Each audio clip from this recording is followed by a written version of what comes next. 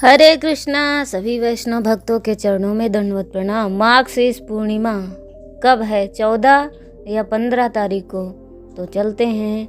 हिंदू धर्म ग्रंथों में माघ शीष पूर्णिमा अपना एक विशेष महत्व रखती है। इस दिन भगवान विष्णु और माँ लक्ष्मी की पूजा का विधान है। तो जानते हैं कि माघ शीष पूर्णिमा कब है? 14 दिसंबर या 15 दिसंबर। और पूर्णिमा के दिन क्या उपाय करें? सनातन धर्म में पूर्णिमा तिथि का विशेष महत्व होता है। पूर्णिमा तिथि धार्मिक मान्यता के अनुसार बेहद महत्वपूर्ण मानी जाती है और जब मार्गशीर्ष माह की पूर्णिमा तिथि हो तो इसका महत्व भी और अधिक बढ़ जाता है। मान्यता के अनुसार पूर्णिमा तिथि का दिन चंद्रदेव, भगवान विष्णु और माता लक्ष्मी की उपासना के लिए समर्पित है। कहा जाता है कि इस दिन विधि विधान पूर्वक भगवान विष्णु, माता लक्ष्मी और चंद्रदेव की पूजा आराधना करने से जीवन में खुशियां आती हैं। साथ ही साथ विष्णु और माता लक्ष्मी, चंद्रदेव की पूजा आराधना करने से सभी कार्य सफलतापूर्वक होते हैं। हिंदू पंचांग के अनुसार मार्गशीर्ष माह की पूर्णिमा तिथि 15 दिसंबर को है। इस दिन गंगा समेत पवित्र नदियों में स्नान करने का विधान है। इसके अलावा इस दिन दान पुण्य करने का भी विशेष महत्व बताया गया है।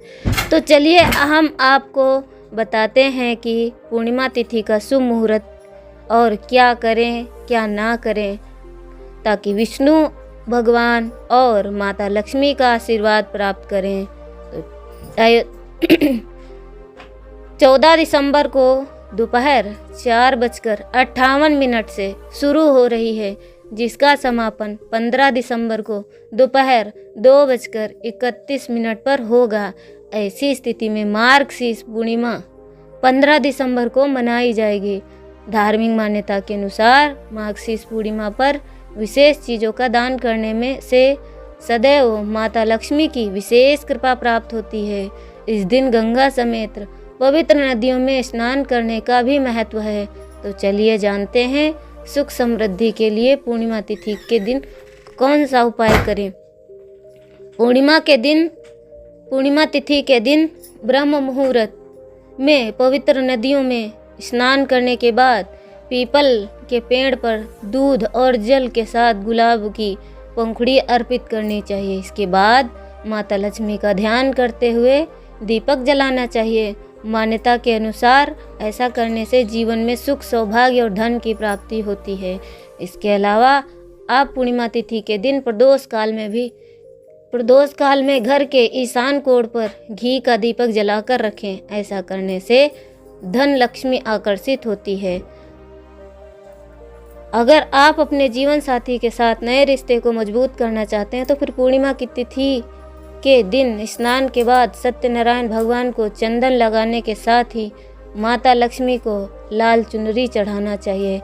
ऐसा करने से सभी मनोकामनाएं पूर्ण होती हैं। तो चलते हैं अपनी कथा की ओर। काशीपुर नगर के एक गरीब ब्राह्मण को भिक्षा मांगते देखकर भगवान विष्णु जी ने स्वयं ही एक बूढ़े ब्राह्मण के रूप में उस निर्धन ब्राह्मण के पास गए और कहने लगे, हे विप्रो, श्री सत्यनारायण भगवान मनोवांछित फल देने वाले हैं। तुम उनका व्रत पूजन करो, जिसे करने से मनुष्य सब प्रकार के दुखों से मुक्त हो जाता है। इस व्रत में उपवास का भी अपना महत्व है, किंतु उपवास से मात्र भोजन न लेने से ही नहीं समझना चाहिए। उपवास के समय हृदय में यह धारणा होनी चाहिए कि आज श्री सत्यनारायण भगवान हमारे पास ही विराजमान है। अतः अंदर व बाहर शुचिता बनाए रखनी चाहिए और श्रद्धापूर्वक भगवान का पूजन कर उनकी मंगलमयी कथा का श्रवण करना चाहिए। श्री सत्यनारायण की कथा बताती है कि व्रत पूजा करने में मानव मात्र का समान अधिकार है, चाहे वह निर्धन, धनवान, राजा या व्यवसायी, ब्राह्मण हो या अन्य वर्ग, स्त्री हो या पुरुष। यही स्पष्ट करने के लिए इस कथा में निर्धन ब्राह्मण, गरीब लकड़हारा राजा, उल्कामुख धनवान व्यवसायी, साधु वैश्य, उसकी पत्नी लीलावती, पुत्री कलावती, राजा तुंगध्वज एवं गोपगणों की कथा का समावेश किया गया है। इस कथा के अनुसार जैसे लकड़हारा गरीब ब्राह्मण उल्का मुख गोपगणों ने सुना कि यह व्रत सुख सौभाग्य संपत्ति सब कुछ देने वाला है, तो सुनते ही श्रद्धा भक्ति तथा प्रेम के साथ सत्य व्रत का आचरण करने में लग गए और फलस्वरूप सुख भोगकर परलोक में मोक्ष के अधिकारी बने। एक साधु वैश्य ने भी यही प्रसंग राजा उल्कामुख से सुना, किंतु उसका विश्वास अधूरा था और श्रद्धा में कमी होने के कारण उसने मन में प्रण लिया कि संतान प्राप्ति पर सत्यव्रत पूजन करूंगा। समय बीतने पर उसके घर एक सुंदर कन्या ने जन्म लिया।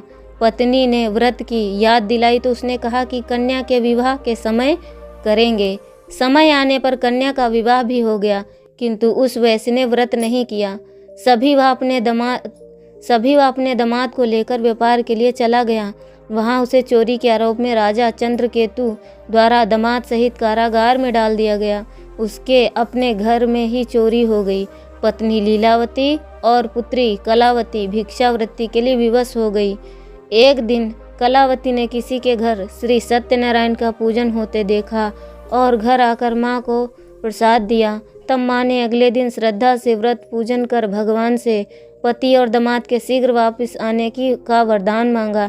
श्री हरि प्रसन्न हो गए और स्वप्न में राजा को कह दिया कि वह दोनों बंदियों को छोड़ दें क्योंकि वह निर्दोष हैं। राजा ने अगली सुबह उनका धन धान्य तथा प्रचुर द्रव्य देकर उन्हें विदा किया। घर आकर पूर्णिमा और संक्रांति को सत्य व्रत का जीवन भर आयोजन करता रहा। परिणाम स्वरूप उसे सांसारिक भोग कर मोक्ष को प्राप्त हुआ। इसी प्रकार एक राजा तुंगध्वज ने वन में गोपगणों को श्री सत्यनारायण भगवान का पूजन करते देखा, किंतु अपने अभिमान की वजह से राजा ने तो पूजा स्थल पर गया, ना दूर से प्रणाम किया और ना ही गोपगणों द्वारा दिया प्रसाद ग्रहण किया। परिणाम यह हुआ कि राजा के पुत्र धन धान्य अश्व गजादि सब नष्ट हो गए। राजा को फिर से यह आभास हुआ कि विपत्ति का कारण सत्यदेव भगवान का निरादर है। तब उसे बहुत पश्चाताप हुआ। वह तुरंत वन में गया और गोपगणों को बुलाकर उनसे सत्यनारायण भगवान की विधि पूजा पूछी और बाद में पूजा की। फिर उसने उनसे ही प्रसाद ग्रहण किया। तब घर आया, उसने देखा कि विपत्ति टल गई और उसकी सारी संपत्ति तथा जन सुरक्षित हो गए।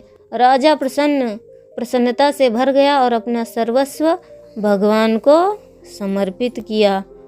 तो सत्यनारायण भगवान की जय। मार्गशीर्ष माह पूर्णिमा कथा की जय।